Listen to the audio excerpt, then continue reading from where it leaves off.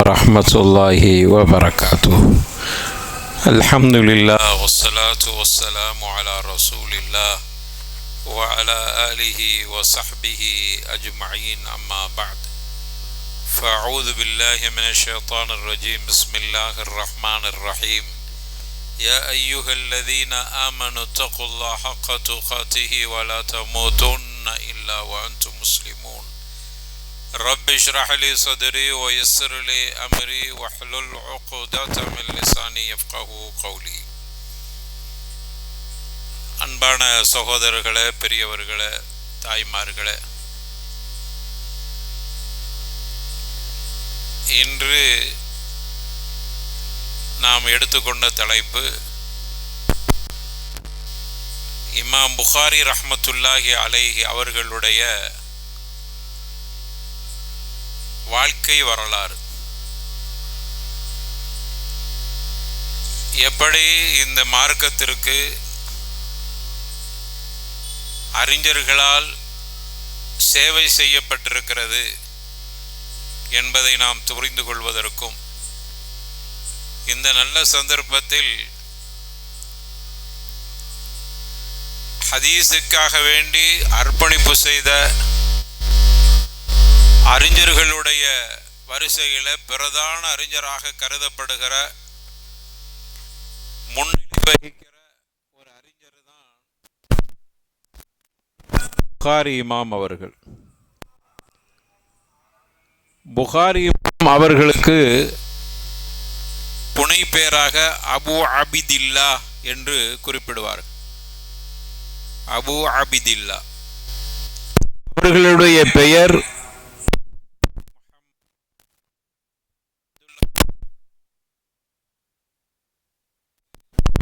ஒரு மகன் இருந்திருக்கிறார். அதனால் வைத்து அழைக்கிற அரபுகளுடைய ஒரு பெயர் வளமை. இவர்களுடைய பெயர் முஹம்மத். இவருடைய தந்தை பேர் இஸ்மாயில்.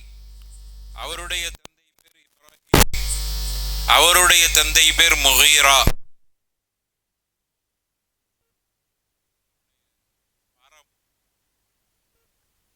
புகாரா என்கிற ஒரு பகுதியில் பிறந்ததுனால அவர்களுக்கு புகாரி, புகாரி என்கிற நாட்டை சார்ந்தவர். புகாரா அப்படிங்கிறது ஒரு பகுதியினுடைய பெயர். இது உஸ்பெகிஸ்தான் என்கிற பகுதியில் செதறுண்டு போயிட்ட சோவியத் ரஷ்யா என்று சொல்கிற அதில் உள்ள ஒரு பகுதி தான் உஸ்பெகிஸ்தான் என்ற பகுதி. அதர்பைஜான் இவைகளெல்லாம் இஸ்லாமியர்கள் கணிசமாக வாழுகிற பகுதி. இன்னும் சொல்ல போனால் இமாம் புகாரி அவர்களை பற்றி சொல்லுகிற பொழுது இவங்க அசுலன் அரபியா அல்லது பாரிசியா, பாரசீக நாட்டை சார்ந்தவரா. பாரிசி என்று சொன்னால் ஈரான் பகுதியை சார்ந்தவரா அல்லது அரபா அப்படிங்கிறதுல கருத்து வேறுபாடு. ஆனால் சரியான கருத்தின்படி பார்க்கிற பொழுது அரபி அல்லாத ஒரு மனுஷர் தான் புகாரி. அவருடைய தாய்மொழி அரபி இல்லை. 6 கிரந்தங்களுடைய அறிஞருமே அரபி இல்லாதவர்கள் தான். அது மட்டுமல்ல, இவர்களுடைய முன்னோர்கள் என்று பார்க்கிற பொழுது அவருடைய பாட்டனின் பாட்டன் இஸ்லாத்தை ஏற்றுக்கொண்டவங்க. அவங்கெல்லாம் நெருப்பு வணங்கிகளாக இருந்தார். பாரசீக நாட்டை பொறுத்தவரையில், ஈரான் பகுதியை பொறுத்தவரையில் அந்த காலத்தில் நெருப்பு வணங்கிகள் அதிகமாக இருந்தாங்க. ஒவ்வொரு வீட்லையும் அங்கு அனல் எரிந்து கொண்டு இருக்கும். அக்னி பகவானை வணங்குகிற ஒரு சமூகமாக இருந்தார்கள். அவர்கள் வீட்டிலேயே அங்கு நெருப்பு எரியும். சல்மானுல் ஃபாரிசி என்று சொல்லக்கூடியவங்க, அவங்களுடைய வரலாறுலேயே நம்ம பார்க்கலாம். அவர்களுடைய தந்தை வீட்டில் நெருப்பை கொளுத்தி எரிந்து கொண்டிருக்கும், அதை வணங்குவார்கள். சல்மானுல் ஃபாரிசி தான் அந்த நெருப்பை மூட்டக்கூடியவர். அவருடைய தந்தை பெரிய பணக்காரர். அவர்களுக்கு நிறைய தோப்புகள்லாம் இருந்தது. இவர்கள் நெருப்பை வணங்கக்கூடியவர்களாக இருந்தார். அந்த பகுதியெல்லாம் அப்படிதான் இருந்துச்சு. அந்த வகையில் புகாரியுடைய முன்னோர்களை பொறுத்தவரையில் நெருப்பு வணங்கிகள், மஜூசிகள். இமாம் புகாரி ரஹ்மத்துல்லாஹி அலைஹி அந்த பாரம்பரியத்தில் வந்தவர்கள். அவருடைய தந்தையை பொறுத்தவரையில் அவங்க குடும்பம் இஸ்லாத்துக்கு வந்த பிறகு அவங்களுடைய குடும்பம் இல்முடைய குடும்பமாக ஆகிவிட்டது. ஹதீஸ்களை வல்லுநர்கள் அவங்க குடும்பத்தில் உருவாயிட்டாங்க. அவருடைய தந்தை கூட ஒரு முஹத்தீஸ் தான். அவருடைய தந்தை ஒரு அறிஞராகத்தான் இருந்தார். தந்தைகிட்டையும் கொஞ்சம் கல்வி, அடிப்படை கல்வியை படித்து கொண்டார். ஆனால் சிறு வயதிலேயே தந்தை மௌத்தாவிட்டார். தந்தை மரணித்த பிறகு அவருடைய தாயின் கண்காணிப்பிலே அவர்கள் வளர்கிறார்கள். தாயுடைய கண்காணிப்பில் வளர்ந்த அறிஞர்கள் எடுத்துக்கொண்டா நிறைய அறிஞர்களை வரலாற்றில் குறிப்பிடலாம். தாயினுடைய அரவணைப்பிலேயே அவர்கள் பெரிய அறிஞர்களாக உருவாகியிருக்கிறாங்க. அந்த வரிசையில் பார்க்கிற பொழுது இமாம் புகாரி அவர்களும் தாயினுடைய அரவணைப்பிலேயே அவர்கள் மிகப்பெரிய அறிஞராக உருவாகியிருக்கிறார்கள். அவர்கள் குர்ஆனை சிறு வயதிலேயே மனனம் செய்தார்கள். அதற்கு பிறகு அவர்கள் தன்னுடைய தாயோடு ஹஜ்ஜிக்கு போகக்கூடிய ஒரு வாய்ப்பு ஏற்படுது. இதற்கு இடையில் இமாம் புகாரிக்கு சிறு வயதில் கண் பார்வை இழந்து விட்டார். திடீர்னு கண் பார்வை மங்கி அவர்களால் பார்க்க முடியாத அளவுக்கு ஆயிடுச்சு.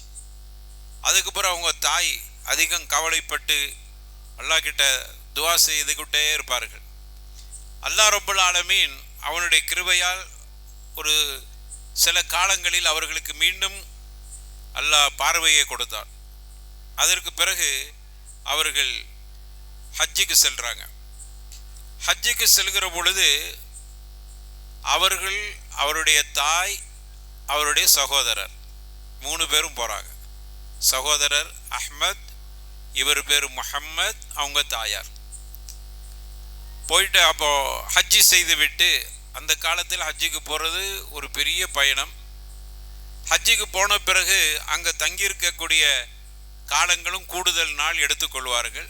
அப்படி எடுக்கிற பொழுது இவங்களுக்கு ஆர்வம் ஹதீஸை படிக்க வேண்டும் என்கிறது. மக்காவில் ஹதீஸ் வகுப்புகள் நடக்குது, அவங்க ஆர்வமாக அதையெல்லாம் கேட்கிறார்கள். மதீனாவுக்கு போகிற பொழுது மதீனாவிலே ஹதீஸ் வகுப்பு, அதையெல்லாம் கேட்குறாங்க. கேட்டோடனே ஆர்வம் அவர்களுக்கு அதிகமானதுனால தன்னுடைய தாய்கிட்டே சகோதரன்ட்டே சொல்லிட்டாங்க, நீங்கள் ஊருக்கு திரும்புங்க, நான் ஹதீஸு மற்ற மார்க்க சம்பந்தமான கல்வியை இங்கேயே கற்கப் போகிறேன் என்று ஆர்வப்பட்டு அவர்களையே அங்கு மக்காவிலேயே தங்கி கொண்டார். தாய் கொடுத்த குறைவான அந்த பணத்தை வைத்து கொண்டு அவர்கள் தங்கி அங்கே உள்ள உலமாக்கள்கிட்ட ஹதீஸை அவர்கள் படிக்க ஆரம்பித்தார். இப்படித்தான் இமாம் புகாரி ரஹிமஹுல்லா அவர்களுடைய ஹதீஸ் தேடுதல் வரலாறு இப்படித்தான் தொடர்கிறது. அங்கு ஹதீஸ் வகுப்புகளை படிக்கிறார்கள். கடைசியில் இவர்களுக்கு இப்படி ஒரு பெயர் வந்துவிட்டது, அமீருல் முஃமினீன் பில் ஹதீஸ் என்று வந்துவிட்டது. ஹதீஸை கற்ற ஹதீஸ்களை வல்லுநர்களின் மோமின்களின் தலைவர் என்கிற பெயரை அவர்கள் எடுத்துக்கொண்டார். அவர்களுடைய 16 வயசு மக்காவில் தன்னுடைய தாயையும் சகோதரனை விட்டு பிரிந்து விட்டு மக்காவிலேயே தங்கி அங்கேயே கல்வியை கற்கிறார். ஹதீஸுகளை தேட ஆரம்பிக்க ஹதீஸுகள் சில நேரங்களில் சில ஹதீஸுகள் இதனுடைய சனது பகதாதில் இருக்கிறது என்ற உடனே பகதாதுக்கு பயணமானாங்க. ஒரு ஹதீஸுக்காக வேண்டி பகதாதுக்கு போனாங்க. பகதாதில் கூஃபாவில் சில அறிஞர்கள்ட்ட இதனுடைய சனது இருக்கிறது என்று தெரிஞ்ச உடனே அதை தேடி போனார். சனது என்றால் இந்த அறிவிப்பாளர் அங்கே தான் இருக்கிறார். ரசூலுல்லாஹ் கிட்ட இருந்து கேட்டது ஒரு சஹாபி, சஹாபிக்கு அடுத்தது ஒரு தாபிஉ, ஒரு தாபிஉக்கு அடுத்தது ஒரு தபுஉ தாபி. எனவே இந்த மாதிரி தொடர அறிவிக்கும் பொழுது இமாம் புகாரிக்கு அந்த ஹதீஸ் கிடைக்கிறது. கிடைத்தா இது இவருக்கு யார் சொல்கிறாங்களோ அறிவிக்கிறாங்களோ அவர் சொல்கிறார், நான் இன்னாள்கிட்ட கேட்டேன்னு சொல்கிறார். இவங்க கேட்குறாங்க, அவர் எங்கே இருக்கிறார்? பகதாதில் இருக்க. உடனே பகதாதுக்கு பயணமானாங்க. அவர் உண்மையிலேயே ஏற்றுக்கொள்ள தகுதியானவரா இல்லையா? கடுமையான நிபந்தனைகள் போட்டிருந்தாங்க. சிறிய அளவு அவர் தவறு செய்யக்கூடியவராக இருந்தாலும் அந்த ஹதீஸை நிராகரித்து விடுவார். அந்த அளவுக்கு இமாம் புகாரி ரஹ்மத்துல்லாஹி அலைஹி ஹதீஸை தேடுவதில் அவ்வளோ கவனமாக இருந்தாங்க. பகதாதுக்கு போகிறாங்க. அங்கிருந்து சில ஹதீஸுகளை அவர்கள் கேட்கிறார்கள். அதற்கு பிறகு கூஃபாவுக்கு போறாங்க, திமஷ்க் என்கிற அந்த பகுதிக்கு போறாங்க. அதாவது சிரியாவோட ஒரு பகுதி திமஷ்க். அங்க போய் அங்கேயும் ஹதீஸுகளை கேட்கிறாங்க. எகிப்து நாட்டில் ஹதீஸு அறிவிப்பாளர்கள் இருக்கிறார். மிஸ்ருக்கு போறாங்க, ஹர்சான் என்று சொல்லக்கூடிய பகுதிக்கு போறாங்க ஈரான்ல. இப்படி சுற்றி சுற்றி ஹதீஸையே தேடி தேடி தேடி அவர்கள் வருகிறார். இப்படிப்பட்ட ஒரு சிறப்புக்குரியவர்களாக இமாம் புகாரி ரஹ்மத்துல்லாஹி அலைஹி அவர்கள் இருந்தார். 16 வயது தான்.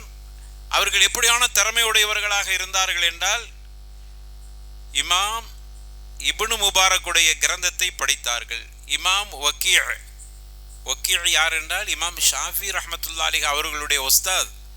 அவர்கள் எழுதிய கிரந்தத்தை எல்லாம் இவர்கள் படித்துக் கொண்டார். கிட்டத்தட்ட இவர்கள் ஒரு 1080 ஆசிரியர்கள்ட்ட ஹதீஸுகளை படித்திருக்கிறார். 1080 ஆசிரியர். அப்படின்னா எவ்வளவு ஹதீஸுகளை அவர்கள் தேடுவதற்கு முயற்சி செஞ்சுக்கிறார். ஆசிரியர் ஒஸ்தாத் என்று ஷேக் என்று சொன்னாலே ஹதீஸை அவர்களுக்கு யாரெல்லாம் சொல்லி கொடுத்தார்களோ அவர்களெல்லாம் ஒஸ்தாது ஷேக் அல்லது அவருடைய குரு என்று சொல்லக்கூடிய பழக்கம். அதான் ஷேக் என்று சொல்வார். அப்போ இவர்களுடைய ஷேக் கிட்டத்தட்ட 1080க்கும் அதிகமானவர்கள் அவர்களுடைய ஒஸ்தாதாக இருந்தார். அவ்வளோ பேர்கிட்ட ஹதீஸுகளை அவர்கள் கேட்டு தெரிந்திருக்கிறாங்க. அவர்களுக்கு மொத்த ஹதீஸு 3 லட்சம் ஹதீஸு சனதன் ஒமத்தனன் மனப்பாடம். சனதன் ஒமத்தனன். ஹதீஸருடைய அறிவிப்பாளர் வரிசையையும் தெரிந்திருப்பார்கள், ஹதீஸையும் தெரிந்திருப்பார்.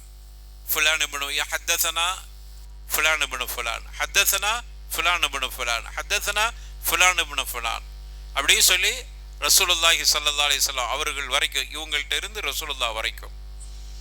எந்த அளவுக்கு என்று சொன்னால், நம்ம நாட்டிலேயே இமாம் புகாரி ரஹ்மத்துல்லாஹுடைய ஹதீஸை ஓதக்கூடிய நேரத்தில் இங்கே கற்றுக் கொடுக்கக்கூடிய ஆசிரியரிலிருந்து ரசூலுல்லாஹ் வரைக்கும் சனது முத்தசில் சனது இருக்கிறது. எங்களுக்கு புகாரியை கற்றுத்தந்த ஒரு ஆசிரியர் மூத்தாயிட்டாங்க. அவர்கிட்ட நாங்கள் புகாரியை ஓதுகிற காலத்தில் எங்களுக்கு புகாரி பாடத்தை நடத்தும் போது ஹத்தசனி என்று சொல்லுவார்கள். அது என்ன ஹத்தசனிங்கும் போது, எனக்கு என்னுடைய ஷேக் அறிவித்தார்கள். என்னுடைய உஸ்தாது அவருடைய உஸ்தாது கிட்ட கேட்டிருக்காங்க இந்த ஹதீஸை, அவருடைய உஸ்தாது இப்படியே போய் ரசூலுல்லாஹ் வரைக்கும். அதனால எங்களுக்கு அவர்கள்ட்ட ஓதுகிற பொழுது எங்களுக்கு ஒரு சனது கொடுத்தாங்க. இன்னும் அந்த சனது இருக்கிறது. அந்த சனது என்ன தெரியுமா? புகாரி ஹதீஸை நாங்கள் படித்தோம் இவர்கிட்ட இருந்து, அதாவது எண்ணிலிருந்து நான் யாருக்கிட்ட கேட்டனோ என்னுடைய ஒஸ்தாதுல இருந்து ரசூலுல்லாஹ் வரைக்கும் அந்த சனது இருக்கிறது. ரசூலுல்லாஹ் வரைக்கும் சில்சில் அப்படியே முத்தசில் சனத். அவங்க கொள்கையில் அப்படி இப்படி இருப்பாங்க. அதல்ல, ஹதீஸை இந்த அறிஞற்றிலிருந்து கேட்டார், இங்கிருந்து கிளம்புகிறது. இப்போ நான் இன்னொரு ஆளுக்கு ஹதீஸை புகாரியை படித்து கொடுத்தால், நான் என்னுடைய ஒஸ்தாது கிட்ட கேட்டேன், என்னுடைய ஒஸ்தாது அவர் ஒஸ்தாது கிட்ட கேட்டார், அவர் ஹைதராபாத்தில் உள்ள ஒரு ஷேக்கிட்ட கேட்டாங்க, ஹைதராபாத் ஷேக் தெஹ்லவி கிட்ட கேட்டாங்க. அந்த தெஹ்லவி அப்படியே போய் யமன் வழியாக ஹதீஸ் தொடர் ரசூலுல்லாஹ் வரைக்கும் மர்ஃபூஆன செய்தியாக அறிவிக்கப்படக்கூடிய அளவுக்கு புகாரிக்கு சனது இருக்கு. புகாரிக்கு மட்டுமில்லை, நம்ம நாட்டில் இன்னும் சில உலமாக்கள் இருக்கிறாங்க. உமராபாத்தில் இருக்கக்கூடிய அறிஞர்கள், அதே போன்று நம்ம நாட்டில் தேவ்பந்தில் இருக்கக்கூடிய அறிஞர்கள், இன்ன பல பகுதிகளில் இருக்கக்கூடிய உலமாக்கள், எல்லா சியாவு சித்தா அத்துணைக்கும் அவர்கள்ட்ட சனது இருக்கிறது. சில பேர் நசாயி சனது வச்சிருக்கிறாங்க, சில பேர் திருமீதியுடைய சனது வச்சிருக்கிறாங்க, சில பேர் முஸ்லிமுடைய சனது வச்சிருக்கிறாங்க, சில பேர் புகாரியுடைய சனது வச்சிருக்கிறாங்க. அந்தந்த அறிஞர்கள்ட்ட ஓதுகிற பொழுது அந்த சனது முத்தசிலாக செல்லும். பழைய அறிஞர்கள் அந்த சனதோடு வைத்து இன்று வரைக்கும் ஒரு சனதோடு சொல்ல முடிகிறது என்றால் அது புகாரிக்கும் சியாவு சித்தாக்கும் அந்த பெருமை இருக்கிறது. அந்த வகையில் 3 லட்சம் ஹதீஸுகளை சனதம் மத்தனன் மனப்பாடம் அவங்களுக்கு. சரி, அதில் சஹீஹான ஹதீஸ் 3 லட்சத்தில் சஹீஹான ஹதீஸ் 1 லட்சம், சஹீஹ் இல்லாதது 2 லட்சம், மொத்தம் 3 லட்சம் ஹதீஸ் மனப்பாடம் சனதம் மத்தனன். அதில் 2 லட்சம் ஹதீஸு அது சனது பலகீனமான அறிவிப்பாளர்களை கொண்ட ஹதீஸ், அதையும் மனப்பாடம் பண்ணி வச்சிருக்கிறாங்க. இவர்களுடைய ஒஸ்தாது என்று பார்க்குற பொழுது நிறைய ஒஸ்தாதுகள் இருக்கிறாங்க. நமக்கு தெரிந்த ஒருவர் அவங்களுடைய உஸ்தாத் யாரு தெரியுமா? இமாம் அஹ்மது இப்னு ஹம்பல் ரஹிமஹுல்லா, இமாம் புகாரி ரஹ்மத்துல்லாஹி அலைஹி அவர்களுடைய உஸ்தாத். அவங்கள்ட்டையும் அவங்க சில செய்திகளை படித்திருக்கிறாங்க, ஹதீஸை கேட்டிருக்கிறாங்க. இமாம் அஹ்மது ரஹிமஹுல்லா அஹ்லு சுன்னா வல் ஜமாத்துடைய இமாம் என்று சொல்வார். அஹ்லு சுன்னா வல் ஜமாத்துடைய இமாம் யார் என்றால் இமாம் அஹ்மது இப்னு ஹம்பல் ரஹிமஹுல்லா. காரணம், இந்த கொள்கைக்காக வேண்டி அவ்வளவு தியாகம் செஞ்சிருக்கிறாங்க. அந்த தியாகி கிட்ட இவங்க கல்வி கற்றிருக்கிறாங்க. இவர்களுடைய மாணவர்கள் உஸ்தாது நிறைய இருந்தாலும் நம்ம இமாம் அஹ்மதை இங்க பிரதானமாக குறிப்பிட முடிகிறது. அதே மாதிரி இஸ்ஹாக் இப்னு ராகவைஹி அவர்களை பற்றி நான் பிறகு சொல்கிறேன். இவர்களும் இவருடைய உஸ்தாத். இன்னும் பல உஸ்தாத், நான் சொன்ன மாதிரி கிட்டத்தட்ட 1050க்கு அதிகமான உஸ்தாதுகள் அவங்களுக்கு இருக்கிறாங்க. அதே போன்று மாணவர்கள் எடுத்துக்கொண்டால் ஏராளமான மாணவர்கள். அதில் குறிப்பான நம்ம சொல்ல வேண்டுமானால் இமாம் முஸ்லிம் ரஹ்மத்துல்லாஹி அலைஹி அவருடைய மாணவர், சஹீஹ் முஸ்லிம் இருக்குதுல, அவர்கள் கூட இவங்கள்ட்ட படிச்சிருக்கிறாங்க. இமாம் திர்மிதி அவங்களுடைய மாணவர்களில் ஒருவர். இப்னு குஸைமா இவர்கள் மாணவர்களில் ஒருவர். எனவே இப்படி இவர்கள் இந்த அளவுக்கு ஒரு தேர்ச்சி பெற்ற அறிஞர்களை உருவாக்கி இருக்காங்க. பெரிய முஹத்தீஸ்கள், இவற்றை படித்தவரும் முஹத்தீஸாக இருந்திருக்கிறாங்க. அதற்கு காரணம், இவருடைய தந்தையை பொறுத்தவரையில் இவங்க ஒரு முஹத்தீஸ், அவருடைய தந்தையும் கூட.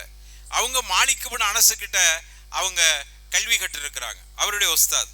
எனவே இப்படி கல்வியினுடைய ஒரு பெரிய சாம்ராஜ்யமாக அவர்களுடைய குடும்பம் இருந்திருக்கிறது. இவர்களை பொறுத்தவரையில் சிறு வயதில் இருந்த சஹீஹான ஹதீஸு, லைஃபான ஹதீஸு இவைகளை பிரித்தறியக்கூடிய இல்மையை படிப்பதில் ஆர்வமாக இருந்தார்கள். ரசூலுல்லாஹ்வுக்கு இவங்களுக்கு கிட்டத்தட்ட ஒரு 200 வருஷம் முன்ன பின், அவ்வளவுதான். 200 ஆண்டுகளில் அவர்கள், ஏன்னா இவர்கள் ஹதீஸுகளை தேடுகிற பொழுது சஹாபாக்கள் மூத்தாயிட்டாங்க. மொத்தத்தில் 100 வருஷம். 100 ரசூலுல்லாஹ் சொன்னாங்கல்ல, இன்று அன்னைக்கு அவங்க ரசூலுல்லாஹ் ஒரு அறிவிப்பை செய்கிறாங்க. இன்று நான் உங்களிடத்தில் இப்பொழுது பேசிக்கொண்டிருக்கிற இந்த நாள் முதல் சரியாக 100 வருஷத்தில் இன்னைக்கு இருக்கிறவங்க யாரும் இருக்க மாட்டாங்க. இதான் இப்பவும் நம்ம சொல்ல முடியும். இப்போ நம்ம பேசிட்டு இருக்கிறோம்ல, இதுல இருந்து சரியாக 100 வருடத்தில் இப்போ இருக்கிற யாரும் உலகத்தில் இருக்க மாட்டாங்க. ஒரு கால் 100ஐ தாண்டி யாராவது இருக்கிறன்னா 1 2 வேணா, இன்னைக்கு பிறந்த பிள்ளையா இருந்தா அவங்க 100 வயசை தாண்டி இருக்க முடிந்தால் வேண்டுமானால் இருக்கலாம். பெரும்பகுதி ரசூலுல்லாஹ் சொல்றாங்க. அப்படி சொல்லப்பட்டு அப்போ எல்லாரும் 200 வருஷத்துக்கு பிறகுதான் இவங்களுடைய வருகை இருக்கிறது. அப்போ சஹாபாக்களுடைய காலம் முடிந்து விட்டது, தாபிஈனுடைய காலம் முடிந்து விட்டது. 100 தானே ரசூலுல்லாஹ் சொன்ன கணக்குப்படி பார்த்தா. தபுஉ தாபிஈனுடைய காலத்தில் இவர்கள் ஹதீஸை தேடிக்கொண்டிருக்கிறார். அதே போன்று இவர்களை பொறுத்தவரையில முதல்ல ஹதீஸை தேடுகிற காலகட்டத்தில் ஒரு ஹதீஸ் 2 ஹதீஸை பதிவு செய்வதுக்கே ரொம்ப சிரமப்பட்டார்கள். அப்போ அவங்க தன்னுடைய உஸ்தாதுடைய சபையில கேட்பாங்க, உஸ்தாது கேட்பாங்க, நீ எத்தனை ஹதீஸை கம் கதப்தல் யௌம அப்படின்னு கேட்குமா, இன்னைக்கு எத்தனை ஹதீஸுகளை பதிவு செய்திருக்கிறாய் என்று கேட்கும் போது ஆயத்தரினா ஹதீஸைனி, 2 ஹதீஸ் தான் என்னால் முடிஞ்சிச்சு அப்படிம்பாங்க. அப்படி சொன்ன உடனே சபையில் இருக்கிறவங்களாம் சிரிச்சிருவாங்களாம். 2 ஹதீஸை தான் இன்னைக்கு அவரால் தேட முடிஞ்சிருக்குதா, எழுத முடிஞ்சிருக்கா, சிரிச்சிருவாங்க. அப்போ உஸ்தாது சொல்லுவாங்க, இப்போ நீங்கள் சிரிக்கிறீங்க, நாளைக்கு சொல்லப்படும் ஒரு அறிஞராக உருவாக வாய்ப்பு இருக்கிறது. சாதாரணமாக எடை போட்டு விடாது. கணிச்சிருக்கிறாங்க கரெக்டா அவருடைய உஸ்தாத். அதான் உண்மையிலே ஆசிரியர். ஒரு ஆசிரியர் என்று சொல்லக்கூடியவர் ஒரு மாணவருடைய எதிர்காலத்தை முடிந்த அளவுக்கு கணிக்கக்கூடிய ஆற்றல் உள்ளவராக இருப்பார். இது உஸ்தாதுகளுக்கு அல்லாஹ் கொடுக்கிற ஒரு பெரிய திறமை. அதான் உஸ்தாத். எல்லா உஸ்தாதுகள்கிட்ட இப்படி ஒரு ஆர்வம் இருக்கும். இமாம் புகாரிக்கு வந்த உஸ்தாதுகள் அப்படித்தான். என்னுடைய மாணவர் என்னை விட திறமையாக இருக்க அப்படிதான் ஒரு உஸ்தாது ஆசைப்படணுமா, இப்படி ஆசைப்படணுமா. இன்னைக்கு உள்ள உஸ்தாதுலாம் நம்ம மாணவன் கொஞ்சம் நம்மளை விட உயர்ந்துட்டா நமக்கு எங்கேயும் பேர் கிடைக்காம போயிருமோன்னு நினைக்கிற உஸ்தாது, இஹ்லாஸ் இல்லாத ஆசிரியர்கள் தான் இன்னைக்கு உருவாகி கொண்டிருக்கிறார். அல்லாஹ் காப்பாற்ற வேண்டும். ஆனால் இவர்கள் படித்த உஸ்தாதுகள் எல்லாம் என்னுடைய மாணவர் என்னை விட திறமையாக வர வேண்டும். இது இஹ்லாஸான ஒவ்வொரு உஸ்தாதும் ஆசைப்படுகிற ஒரு ஆசை. அப்படி ஆசைப்படுற அடிப்படையில் உள்ள உஸ்தாது தான். அவருடைய பேர் கூட சரியா தெரியவில்லை, ஆனால் அவரால் சொல்லப்பட்ட மாணவராகிய இமாம் புகாரி இன்னைக்கு வரைக்கும் நம்ம பேசிட்டு இருக்கிறோம். அப்போ அந்த உஸ்தாது சொல்றாங்க, சொன்னவர் யாருன்னு தெரியல, பல உஸ்தாதுல யாரோ ஒரு உஸ்தாது. இப்ப சிரிக்கிறீங்க, நாளைக்கு சொல்லப்படும் ஒரு அறிஞராக இருப்பார் அப்படின்னு சொன்னாங்க. இன்னைக்கு அவர்களை பற்றி நாம் பேசுகிற அளவுக்கு அவர்கள் திறமையான ஒரு அறிஞராக இருக்கிறார். இமாம் புகாரி அவர்களுடைய ஹதீஸ் கோர்வையை, அவர்கள் ஹதீஸுகளை திரட்டி நமக்கு தந்திருக்கிற அந்த புதுமையை பறக்கிற பொழுது இமாம் புகாரியுடைய தோற்றம் ஒரு அஜாயிபான தோற்றமாக இருக்குமோ, ஒரு ஆச்சரியம் தகுந்த ஒரு தோற்றமாக இருக்குமோன்னு நமக்கு லேசா அப்படி ஒரு சந்தேகம் வருகிறது. அவரை பற்றி, அவருடைய தோற்றத்தை பற்றி சொல்றாங்க. அவரை பொறுத்தவரையில ரொம்ப ஒல்லியா இருப்பார்கள், காத்தடிச்சா பறக்கிற மாதிரி ஒல்லியா இருப்பாங்க. ஒரு பிரமாண்டம் இல்லை, அவங்களுடைய சேவை பிரமாண்டம், ஆனால் மனித ஆளை பார்த்த பிரமாண்டம் இல்லை. ரொம்ப அதே போன்று லைஸ பில் தவீல் வலா பில் கஸீர் அவர்களை பற்றி வர்ணிக்கிறாங்க. அவர் ரொம்ப ஹைட்டான நெட்டையான ஆளும் இல்லை, ரொம்ப குட்டையும் இல்லை, நடுத்தரமான ஒரு மனிதராக இருப்பார். அப்படியானால் அவர் பார்க்கறதுக்கு தேடி பார்க்கிற அளவுக்கு உண்டானவர். சில பேர் ஒரு சபையில் இருந்தால் எடுப்பு அவரை லேசா கண்டுபிடிச்சலாம், அது அவர் எடுப்பா இருக்கிறாரு, தோற்றமுடையவரா அப்படின்னு சொல்லலாம். சில பேர் பார்த்தா கூட்டத்தோட கூட்டமா இருப்பாங்க. இப்படித்தான் இமாம் புகாரி ரஹ்மத்துல்லாஹி அலைஹி அவருடைய தோற்றம் இருந்தன என்கிற செய்தியையும் கூடுதலாக பதிவு செய்கிறாங்க. அதே போன்று இமாம் புகாரி ரஹ்மத்துல்லாஹி அலைஹி அவர்கள் ஹதீஸுகளை தொகுத்து வருகிற அந்த காலகட்டத்தில் பார்க்கிறோம். ஒரு கட்டத்தில் அவங்கள்ட்ட கேட்க, கத்தபுத்து அன் அல்ஃபி ஷேக் வ அக்ஸர், நான் கிட்டத்தட்ட 1000 ஷேக்குகள்கிட்ட உஸ்தாதுகள்கிட்ட ஹதீஸுகளை எழுதி வச்சிருக்கிறேன் அப்படின்னு சொல்லிட்டு அடுத்து சொல்றாங்க, நான் எழுதி வைத்த எந்த ஹதீஸை பற்றியான சனதையும் தரவாக என்னால் சொல்ல முடியும். அதுதான் மிக பிரதானமான ஒரு தகவல். 1000க்கும் அதிகமான உஸ்தாது இடத்தில் நான் ஹதீஸை கேட்டிருக்கிறேன். நீங்க எந்த ஹதீஸை பற்றி என்னிடத்தில் கேட்டாலும் அதனுடைய சனதை தரவாக என்னால் சொல்ல முடியும், அறிவிப்பாளர் வரிசையை சரியாக சொல்ல முடியும். ஒரு கால் என்கிட்ட ஒரு ஹதீஸ் இருக்கிறது என்றால் அறிவிப்பாளர் வரிசை இல்லாம ஒரு ஹதீஸ் இருக்குண்டா அது ஹதீஸா இருக்காது. அப்படி ஒரு ஹதீஸா என்கிட்ட இல்லை அப்படின்னு ஆணித்தரமாக அடித்து சொல்கிற அளவுக்கு. ஏனென்றால் அவர்கள் ஹதீஸை தேடுவதில் முழுமூச்சாக இருந்தார். இரவுல கொஞ்ச நேரம் தான் தூங்குவாங்க. அதே போன்று ஆரம்ப காலத்துல இமாம் புகாரியை பற்றி குறிப்பிடுகிற பொழுது அஹ்மது இப்னு யூசுஃப் சுலமி என்று சொல்லக்கூடிய அறிஞர் சொல்றாங்க, நான் இமாம் புகாரியை பார்த்தேன். அவர் எந்த அளவுக்கு என்று சொன்னால் மாலிக் இப்னு இஸ்மாயில் என்று சொல்லக்கூடிய அறிஞர்கிட்ட கல்வி கற்றுக்கொண்டிருந்தார். நான் அவரோடு இருந்தேன். அஹ்மது இப்னு யூசுஃப் சுலமி சொல்றாங்க, நான் அவரோடு இருந்தேன், நானும் படிச்சுக்கிட்டு இருந்தேன். யாருக்கிட்ட? மாலிக் என்று சொல்லக்கூடிய உஸ்தாது கிட்ட, மாலிக் இப்னு இஸ்மாயில். இவர் பேர் முஹம்மது இப்னு இஸ்மாயில். மாலிக் இப்னு இஸ்மாயில்கிட்ட ஹதீஸை படிக்கும் பொழுது இவங்க உட்கார்ந்து அழுதுகிட்டு இருப்பாங்க. ஆரம்ப நிலை இமாம் புகாரி அழுவாங்க. நான் கேட்டேன், மா யுபுகீக், ஏன் அழுகிறீங்களேன்னு கேட்டேன். அப்ப அவங்க சொன்னாங்க, எனக்கு உஸ்தாத் சொல்லுகிற பொழுது ஹதீஸுகளை ஒரு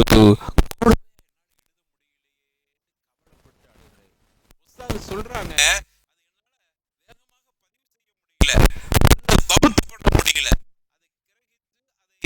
வடிவமைக்க என்னால் முடியலையே என்று நான் கவலைப்பட்டு அவர்கள் அழுதார்கள். இது ஒரு காலம். அறிவிப்பாளரே சொல்ற அஹ்மது இப்னு யூசுப் சுலமி சொல்றாங்க, இது ஒரு காலம். கால சும்ம ஜஅலல்லாஹு முஹம்மது இப்னு இஸ்மாயில் கமா ரஅய்தும். இப்போ முஹம்மது இப்னு இஸ்மாயிலை பற்றி நீங்க என்கிட்ட கேட்டீங்கன்னா நான் சொல்ல தேவையில்லை, உங்களுக்கு தான் தெரியுமே அப்படின்னு அவர் அந்த செய்தியை முடிக்கிறார். அப்படின்னா என்ன அர்த்தம்? இன்னைக்கு எவ்வளவு ஹதீஸுகளை அவர் பதிவு செய்திருக்கிறார். அன்றொரு நாள் அவரை பார்க்கிற பொழுது ஒரு ஹதீஸை கூட என்னால் ஒழுங்கா பதிவு செய்ய முடியவில்லை என்று கவலைப்பட்டார்கள், அழுதார்கள். ஆனால் இன்று நீங்களே பார்க்கிறீங்க, கமாராயிட்டும் நீங்க பார்க்கிறீங்க எவ்வளவு ஹதீஸை பதிவு செஞ்சிருக்கிறாங்க. இதாங்க இமாம் புகாரி. காரணம், தனக்கு ஒரு விஷயம் தெரியவில்லை அல்லது முடியலைங்கும் போது அவர்கள் சடைஞ்சு அதை விட்டுட்டு போகலை. இதற்கு நமக்கு ஒரு பெரிய பாடம் இருக்கிறது. நம்மால் கண்டிப்பாக முடியும் என்கிற அந்த எண்ணத்தை அவர்கள் எடுத்துக்கொண்டார்கள். அதற்கு அவனை முயற்சி செய்தார். அழுதார்கள். அழுது சரி நமக்கு இது ஏறாது போல தெரியுது, லாய்க்கப்படாது, வேற எங்கேயாவது போயிடும். நமக்கு மதரசா ஓதுனா லாய்க்கப்படாது, அப்போ என்னது லாய்க்கான ஏதாவது வேலையை பார்த்துட்டு போயிடுவோம் அப்படின்னு போகையில் அங்கேயே இருந்தார்கள். அழுது அழுது அழுது அல்லாஹ்கிட்ட துவா செய்து கடைசியில் இப்பொழுது அவர்களை ஃபுலான ஷேக் என்று ஹதீஸு கலையில் அமீருல் மோமினின் என்று சொல்லுகிற அளவுக்கு தேர்ச்சி பெற்றிருக்கிறார். ஒரு ஹதீஸை எழுத முடியலன்னு கவலைப்பட்டாங்க. அவருடைய உஸ்தாது கூட ஆரம்பத்தில் சுட்டி காட்டினாங்க, இன்றைக்கி சிரிக்கிறீங்கப்பா, நாளைக்கு அவர் சொல்லப்படுகிற ஒரு அறிஞராக இருப்பார். அதே மாதிரி இமாம் புகாரியுடைய ஆரம்ப நிலை இப்படித்தான் உருவாச்சு.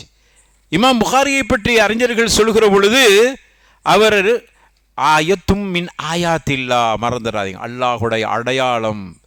எம்ஷி அலா வஹரில் அர், இந்த பூமியில நடந்து கொண்டிருக்கிற அல்லாஹுடைய ஆயாத், அல்லாஹுடைய அற்புதம் அவர்கள் என்று சொல்கிற அளவுக்கு அந்த காலத்தில் ஹதீஸ் பெட்டகம் அவர்கள், ஹதீஸின் மொத்த உருவம் ஹதீஸ் தான் அவர்கள் தான் ஹதீஸ் என்று சொல்கிற அளவுக்கு ஒரு நல்ல ஜுஹாதா இருந்தாங்க, நல்ல உப்பாதாக இருந்தாங்க, நல்ல இந்த உலகத்தினுடைய ஆசையை விட்டு ஒதுங்கி இருந்தார்கள்.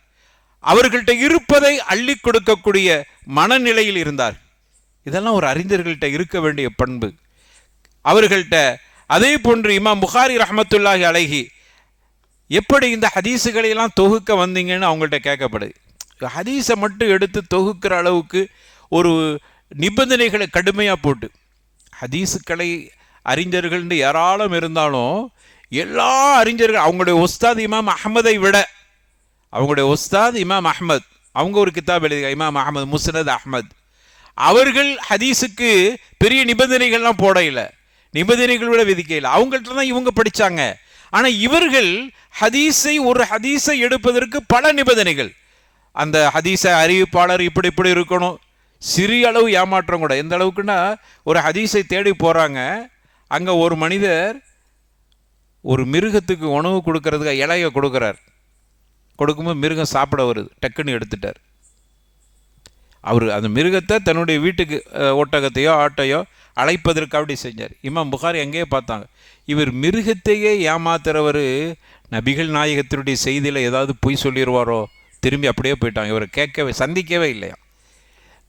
தான் பதிவு செய்கிற ஹதீஸு அந்த அளவுக்கு ஒரு அப்பழுக்கற்றதாக இருக்க வேண்டும், அந்த அளவுக்கு குறை உள்ள மனிதர்கிட்ட கேட்டு விடக்கூடாது.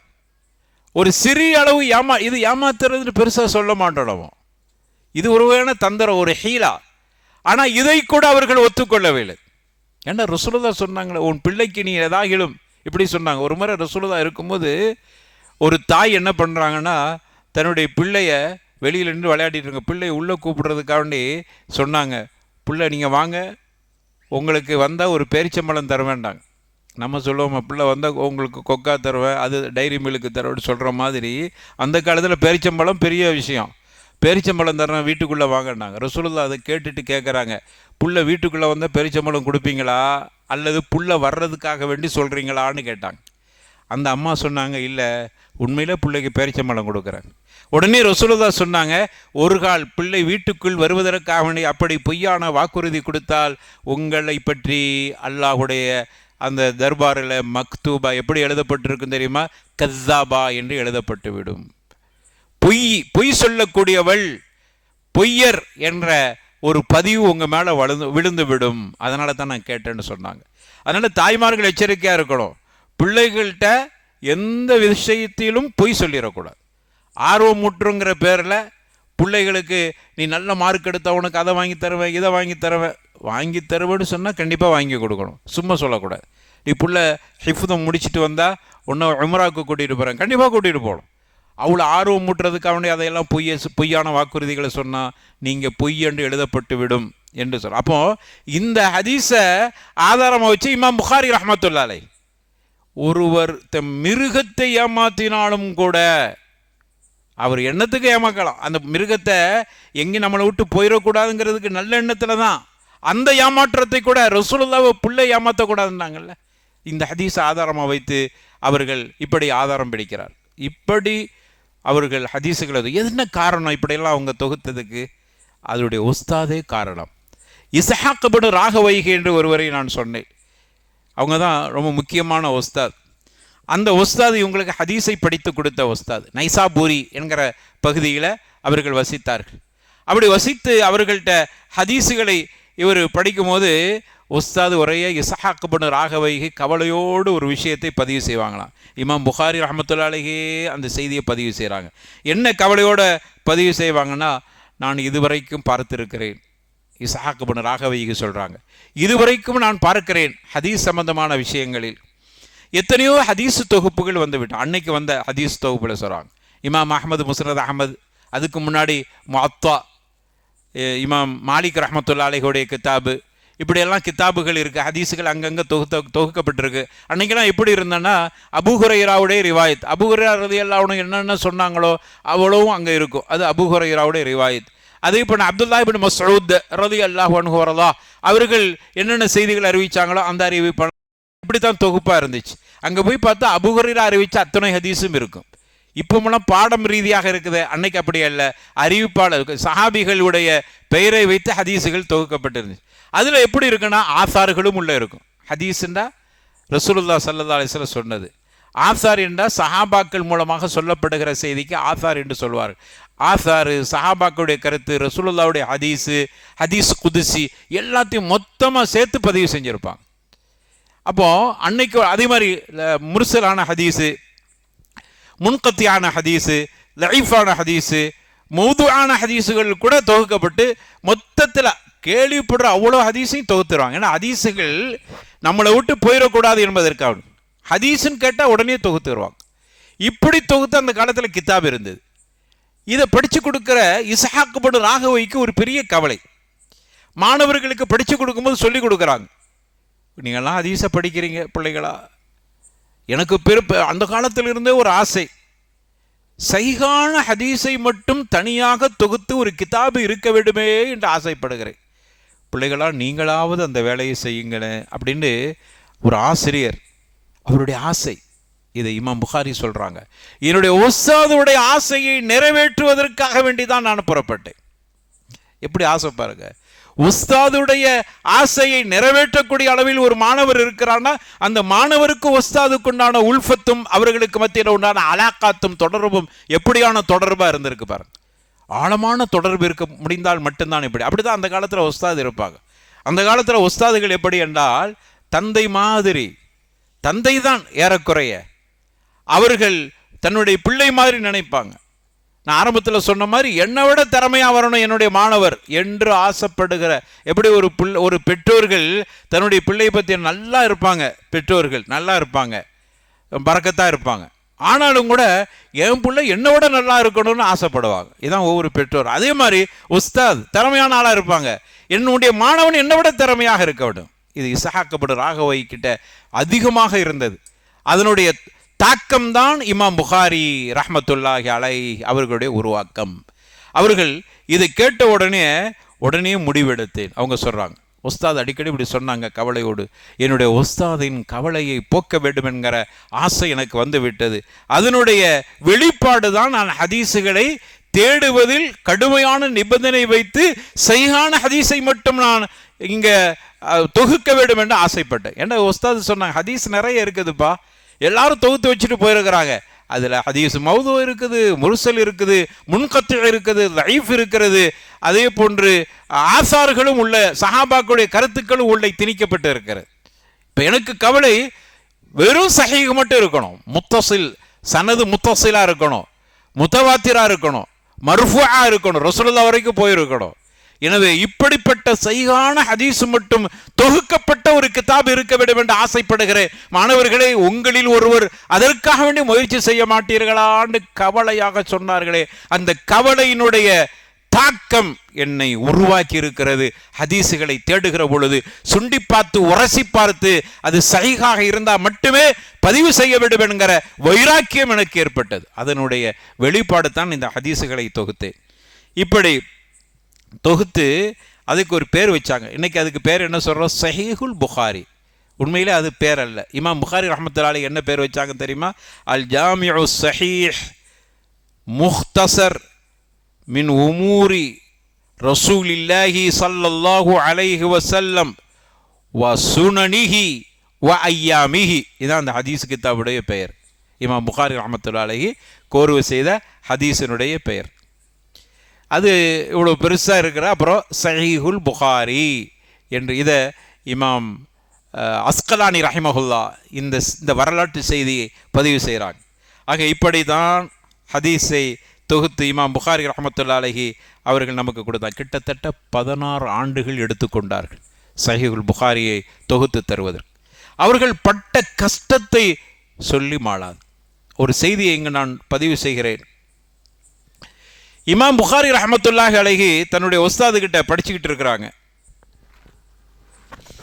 படிச்சுட்டு இருக்கும்போது ஒரு நாள் வகுப்பறைக்கு வரவில்லை. பொதுவாக உஸ்தாதுகளை பொறுத்தவரையில் நல்ல சுட்டியாக ரொம்ப ஆர்வமாக இருக்கிற மாணவர்கள்ட்ட கூடுதல் கவனம் எடுப்பாங்க. நமக்கு என்ன, எவன் வந்தா என்ன வராட்டா என்ன. இன்றைக்கி இந்த ஆன்லைன் வகுப்புகள்லாம் வந்து உஸ்தாதுக்கும் மாணவர்களுக்கு மத்தியில் உண்டான தொடர்புகளை கொச்சைப்படுத்தி விட்டது. கல்வியினுடைய மகத்துவத்தை கேவலப்படுத்தி விட்டது. தகவலை மட்டும் தெரிந்தால் போதும் என்கிற அளவுக்கு இந்த ஆன்லைன் வகுப்புகள் நம்மளை பாடாப்படுத்தி விட்டது. அது வல்ல கல்வி. அப்படி படிக்கிற கல்வி ஒரு ரூஹானியத்தான கல்வியாக இருக்காது. உஸ்தாதுகிட்ட வெறுமன இஸ்லாமிய கல்வியை நான் சொல்கிறேன், மற்ற கல்வியை பற்றி இங்கே நமக்கு குறிப்பிட அவசியம் இல்லை. நான் சொல்வது இஸ்லாமிய கல்வி. இப்போ பார்த்து எல்லாரும் ஆன்லைன் பார்த்தா ஆன்லைனில் ஆலிமாக ஆகிட்டாங்க, ஆன்லைனில் ஆலிம் படிக்கிறாங்களாம். அவங்க அது என்ன படிக்க போகிறீங்க? என்ன தகவலை மட்டும் படித்திருப்பீங்க. உஸ்தாதுகிட்ட வெறும் கல்வியை மட்டுமா படிக்கிறது? உஸ்தாதுகளுடைய அசைவும் கூட உங்களுக்கு இல்மு மறந்துடக்கூடாது. உஸ்தாதுகளுடைய பேச்சு கூட, பார்வை கூட உங்களுக்கு இல்ம். அப்படியான உஸ்தாதா முதல்ல இருக்கணும். அவருடைய பார்வை, என்னுடைய உஸ்தாத் இப்படி பார்ப்பார், அதில் 1000 அர்த்தங்கள் இருக்கிறது, அது எனக்கு பாடம். என்னுடைய உஸ்தாத் இப்படி சாப்பிடுவார், அதையும் நான் படிக்கணும். ஏனென்றால் அவர் கற்றவர், ஹதீஸை படித்தவர், அவர் இப்படி நடக்கிறார், அவருடைய சுன்னா இப்படி, அவருடைய வளமைகள் இப்படி இருக்கிறது, அவருடைய இபாதத் இப்படி இருக்கிறது. இதையெல்லாம் தொகுப்பு தானே உஸ்தாது கிட்ட உள்ள கல்வி. இதெல்லாம் இஸ்லாமிய கல்வி. வெறும் தகவலை படிப்பதல்ல கல்வி என்பது. இப்போ நம்ம படிக்கிற ஆன்லைன் வகுப்புலாம் என்ன ஆகிப்போச்சுன்னா வெறும் தகவலை படிக்கிறதா. கேட்ட தகவல் சொல்லிடுவோம், எல்லா தகவலும் சொல்லுவாங்க. தகவலை மட்டும் படிப்பதல்ல இஸ்லாமிய கல்வி என்பது. அது எனக்கு பண்பாடையும் என்னுடைய உஸ்தாதினுடைய சில செயல்பாடுகளையும் சேர்த்து படிப்பது.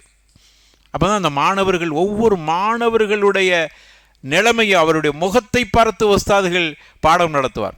இந்த மாணவனுக்கு புரியாது, அப்போ இவனுக்கு இன்னொரு தடவை சொல்லுவோம்.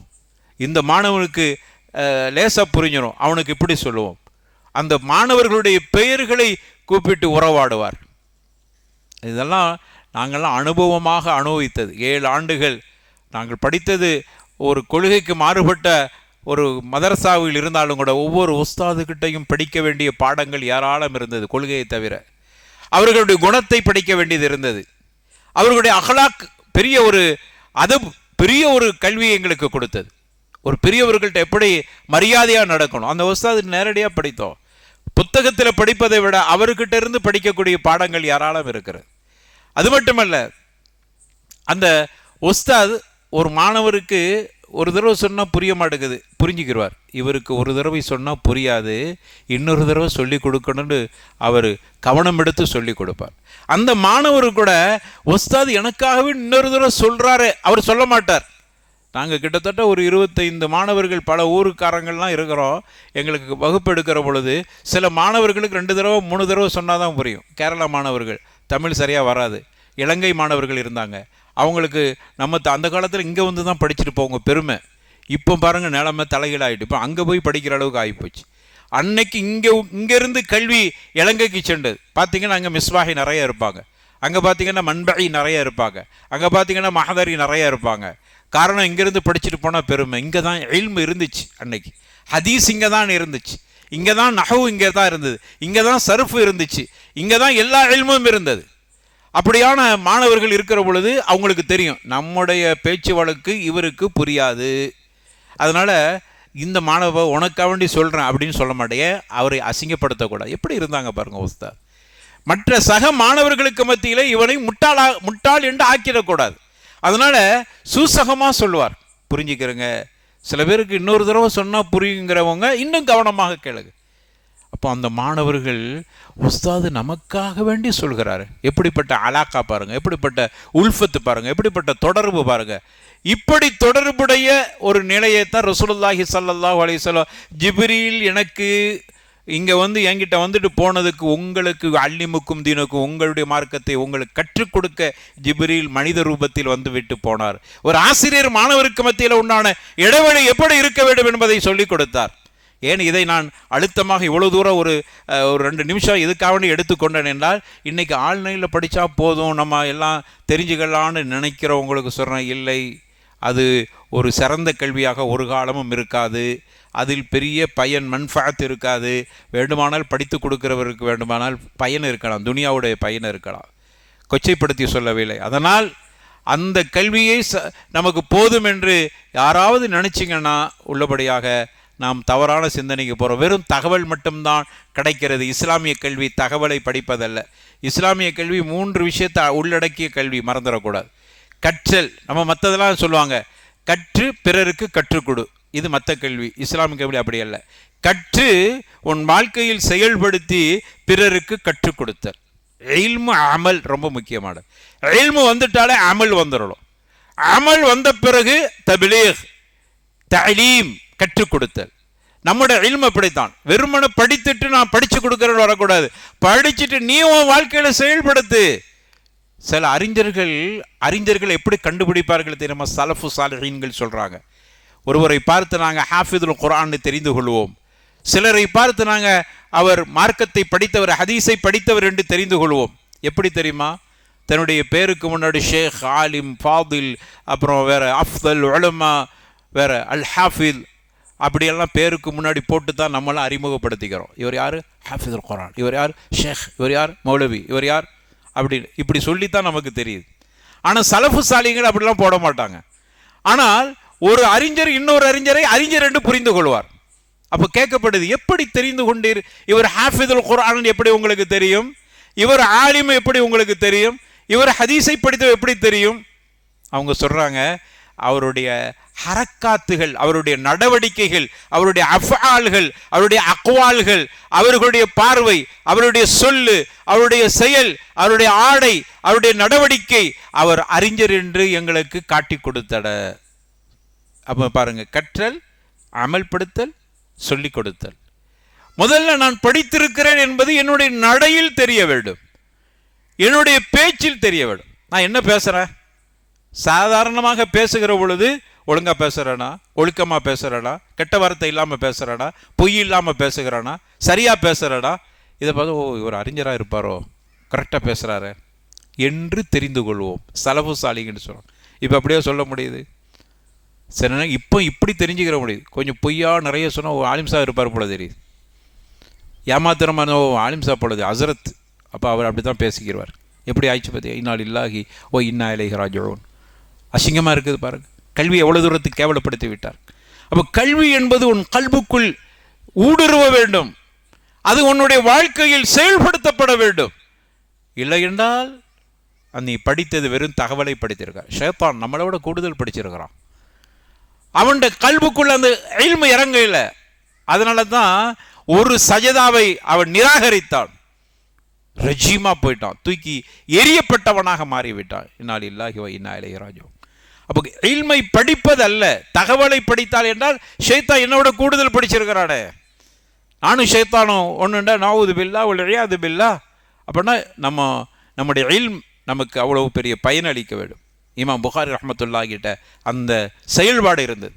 ஒரு தகவலை பாருங்கள், நல்ல ஆர்வமுள்ள மாணவர் இமாம் புகாரி, முஹம்மது இப்னு இஸ்மாயில்.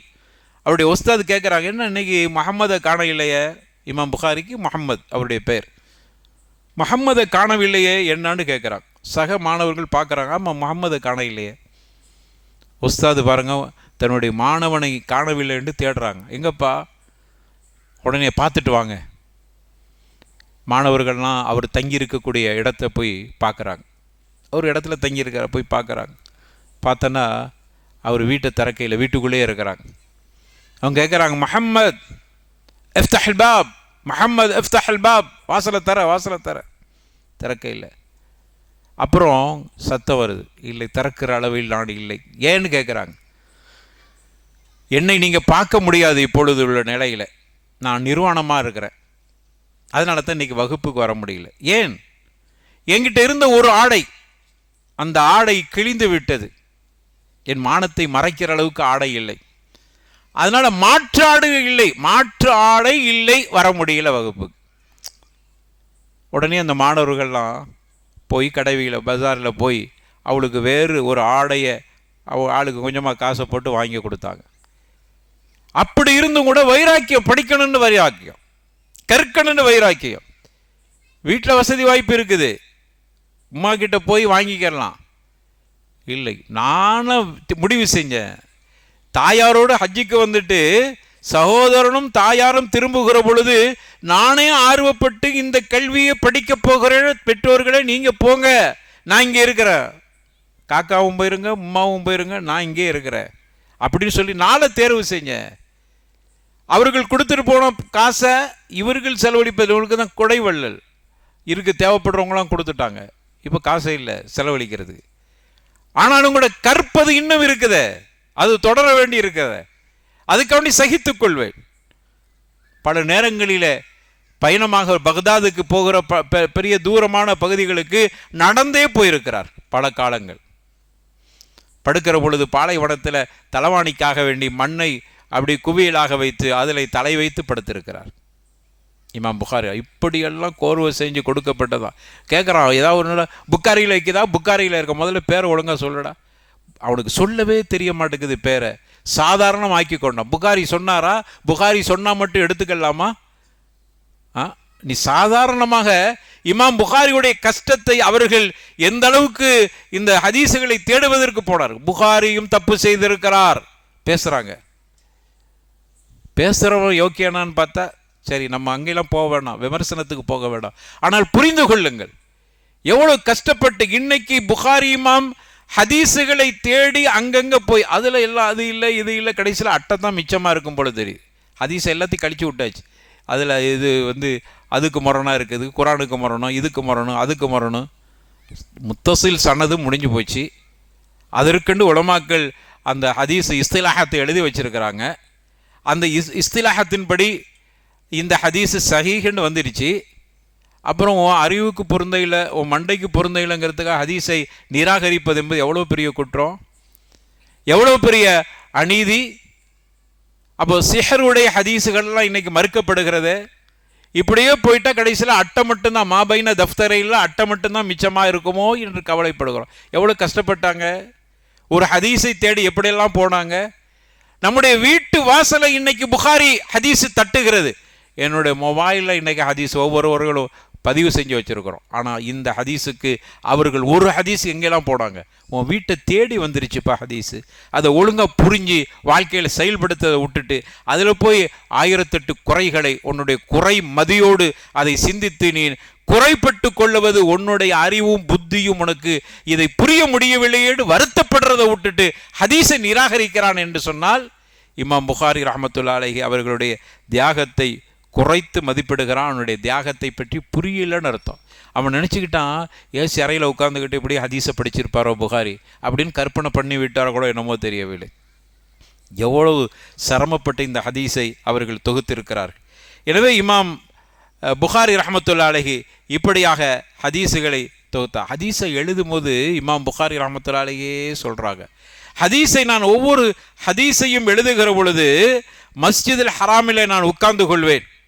உட்கார்ந்து கொண்டு பல நேரங்களில் ஹதீஸுகளை எழுதியிருக்கிறேன்.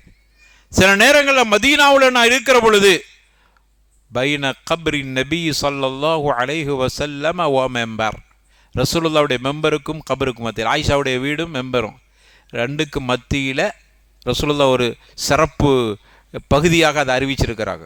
அது என்ன பகுதி? ரவுதத்தும் ரியாதுல் ஜன்னா, சொர்க்கத்தின் பூங்கா, ரவுதா. அந்த இரண்டுக்கு மத்தியில் நான் அமர்ந்து 2 ரக்காத்துக்கள் தொழாமல் ஹதீஸை பதிவு செய்ய மாட்டேன். எவ்வளோ பேணுதலா, எஹ்தியாத்து, எவ்வளோ பேணுதல். ஹதீஸை எழுதுகிற பொழுதும் கூட எல்லாம் உஸ்தாதுக்கிட்ட கொண்டுட்டு வந்து அங்கங்கே சேர்த்துட்டு வந்து இவங்க பதிவு செய்வாங்க ஒரு ஏட்டில். அந்த பதிவை மதீனாவில் இருக்கிற பொழுது அந்த மெம்பருக்கும் ரசூலுல்லாஹ்வுடைய கபருக்கும் மத்தியில் ஒது செஞ்சுட்டு வந்து 2 ரெக்கார்டு தொழுதுட்டு தான் அந்த ஹதீஸை பதிவு செய்வாங்க. எவ்வளோ ஒரு தக்வாவோட ஹதீஸுகளை பதிவு செஞ்சு இன்றைக்கி நம்ம கையில் கொடுத்துட்டு போயிருக்கிறாங்க. இமாம் புகாரி ரஹ்மத்துல்லாஹி அலைஹி வெறுமன தகவலை சொல்லிட்டு போவரையில் அவர்கள் வாழ்க்கையில் அவர்களே அதில் இருந்து செயல்படுத்தி அவர்கள் தக்வாவோடு பதிவு செய்யப்பட்டு பல ஹதீஸுகள் 7275 ஹதீஸுகள் முக்கர்ரரார் நிறைய திரும்பி திரும்ப சொல்லப்பட்டதை எல்லாம் கழிச்சிட்டு போனால் 4000 ஹதீஸுகள் சஹீஹுல் புகாரியில். எத்தனை ஹதீஸ் அவங்களுக்கு மனப்பாடம்? மேலே சொன்ன எத்தனை ஹதீஸ்? 3 லட்சம் ஹதீஸ், சஹீ கைரு சஹீ எல்லாம் சேர்த்து. ஆனால் அதையெல்லாம் சாரா பிழிந்து நம்மகிட்ட கொடுத்துட்டு போனது 4000 ஹதீஸ். புகாரியில் உள்ள மொத்த ஹதீஸ் முக்கர்ரராக வந்து திரும்ப திரும்ப சொல்லப்பட்டதெல்லாம் கழித்தது போக 4000 ஹதீஸ். இமாம் புகாரி ரஹமத்துல்லா அலைஹி நமக்கு ஹதீஸை தந்துட்டு போயிருக்கிறான். ஒரே ஒரு செய்தியை சொல்லி முடிவுக்கு வந்துடலாம். இமாம் புகாரி ரஹமத்துல்லா அலைஹி அவர்களுடைய திறமைக்கு ஒரு சவால். அவங்க பக்தாதுக்கு போகிறாங்க. பல கட்டத்தில் பிரயாணமாயிருக்கான். ஒரு தடவை போகிறாங்க. அங்கே அஸ்ஹாபுல் ஹதீஸ் நிறைய இருந்தாங்க. நிறைய பேர் ஹதீஸுகளை வல்லுநர்கள் நிறைய பேர் இருந்தாங்க. இமாம் புகாரி வருகிறார்கள் என்கிற செய்தி கேட்டோடனே அவங்களுக்கு ஏற்கனவே தெரியும், இமாம் புகாரி கிட்ட நிறைய தகவல் இருக்குது, ஹதீஸ் நிறைய தெரிஞ்சு வச்சிருக்கிறார். இவங்க எல்லாருமே ஹதீஸு கலை வல்லுநர்கள். இமாம் புகாரியும் ஹதீஸை தெரிந்தவர் தானே. இவங்க எல்லாம் முடிவு பண்ணாங்களாம், இமாம் புகாரியுடைய ஹதீஸை நாம் அவர் சரியான மனப்பாடம் பண்ணியிருக்கிறாராங்கிறத ஒரு சோதனை வைப்போன்னு முடிவு பண்ணாங்க. ஒரு 100 ஹதீஸை எடுத்துக்கிட்டாங்க. அந்த அஸ்ஹாபுல் ஹதீஸுகள் 100 ஹதீஸை எடுத்துக்கிட்டாங்க. எடுத்துட்டு 100 ஹதீஸை சனதையும் மத்தனையும் மாற்றி மாற்றி போடுறாங்க.